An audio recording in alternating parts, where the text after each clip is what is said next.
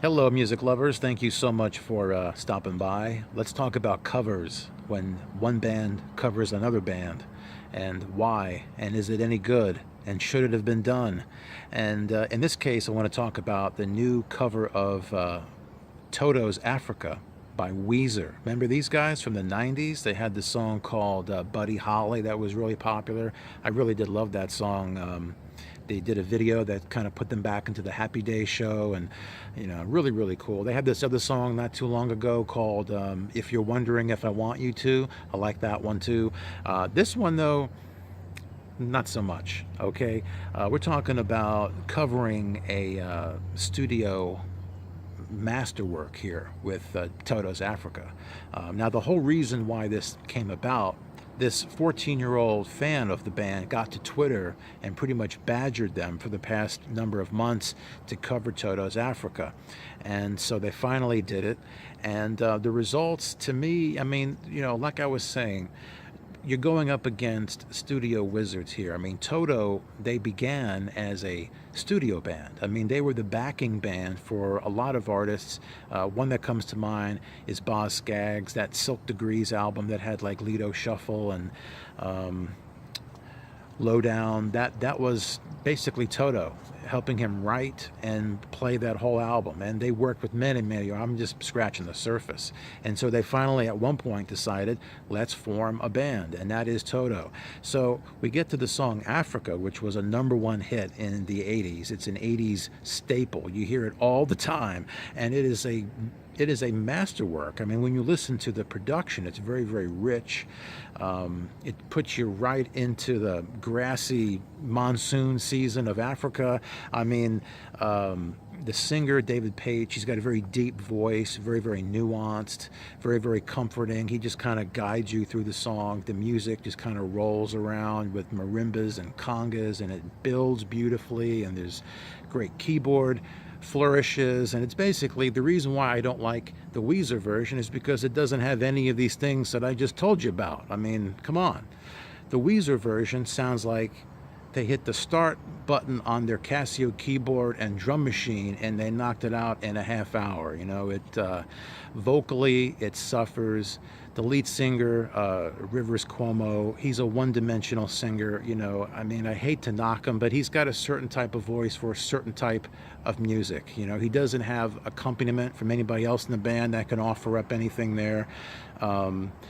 They don't know how to build the song. When the chorus comes in, the guitars get really, really loud, kind of drowns everything out. Whereas in the Toto version, there is a guitar part that comes in, but it comes in at the very, very end because they know how to accent the song. The snare drum in the Weezer version is just very, very prominent, way too loud.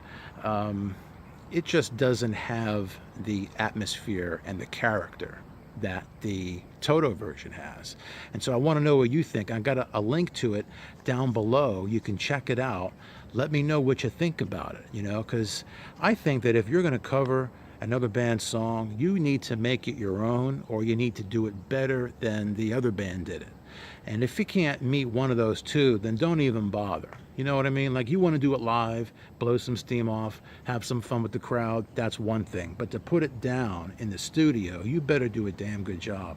And so it kind of got me thinking about some songs that have been covered over the many, many years. I mean, there's tons of them. But, songs I could come up with that were done right, and some that shouldn't have been done at all right? So how about this one? All right, here's a song that was done really, really well. Sinead O'Connor, Nothing Compares to You. This song was originally done by Prince, but I think that she did a much, much better job. All Along the Watchtower, all right, Jimi Hendrix took the Bob Dylan song, made it his own, to where you forget about the Bob Dylan song. That's how much he did with it. That's a classic cover there. How about Blinded by the Light by Manfred Mann's Earth Band? I mean, that's a song by Bruce Springsteen, but the Bruce Springsteen version doesn't exist because the Manfred Mann version is so killer. How about The Man Who Sold the World? Remember when Nirvana did it? That's a David Bowie song. I think that they owned it when they performed it. That was it. Okay, that's a good cover. Now here's some stuff that I don't like. All right, how about It's My Life? Remember the No Doubt cover? of the old 80s tune by Talk Talk. Now, I love the Talk Talk version. I mean, that's one of my favorite songs. And so when No Doubt did it, it's like they took all the character out of it. All the stuff that I liked about the original was gone. So no good on that one. How about Smooth Criminal? The Michael Jackson pop classic, redone by Alien Ant Farm. That was a disaster. That was awful. Or how about Sweet Child of Mine? The Guns N' Roses classic, redone by Sheryl Crow. I hated that. Just, she didn't do anything to it. It just sounded very, very lame. And GNR, I won't let them off the hook. They did a cover of Sympathy for the Devil by the Stones. That song should not be touched. Kind of like Africa. Just leave it the hell alone. I think that GNR stunk it up. Just a waste. Behind Blue Eyes. Remember the disaster that Limp Bizkit made with that song? I mean, that's a Who classic. It's a beautiful song. It's got a lot of power and everything that the Limp Bizkit version just doesn't have, which doesn't shock me. How about Dancing in the Street, the Motown classic that was redone by David Bowie and Mick Jagger?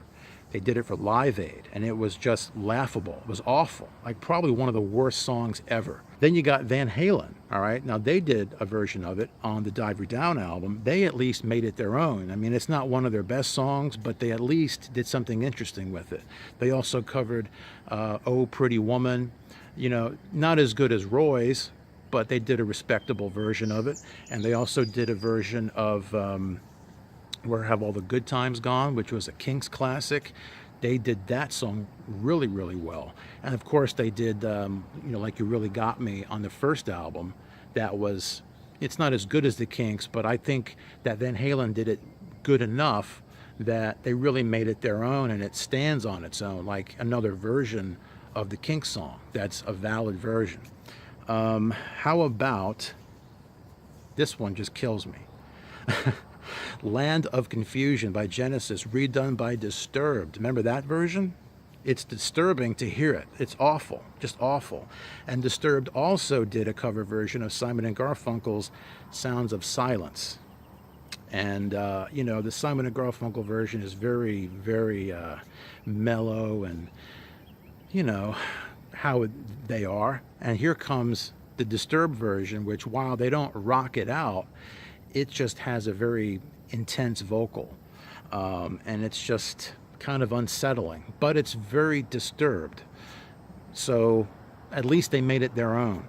But what do you think? What do you think about these songs that I just mentioned? What do you think about the cover of Africa by Weezer? Give it a listen. Give this video a thumbs up if you like it. Be sure to subscribe, and I will talk to you later.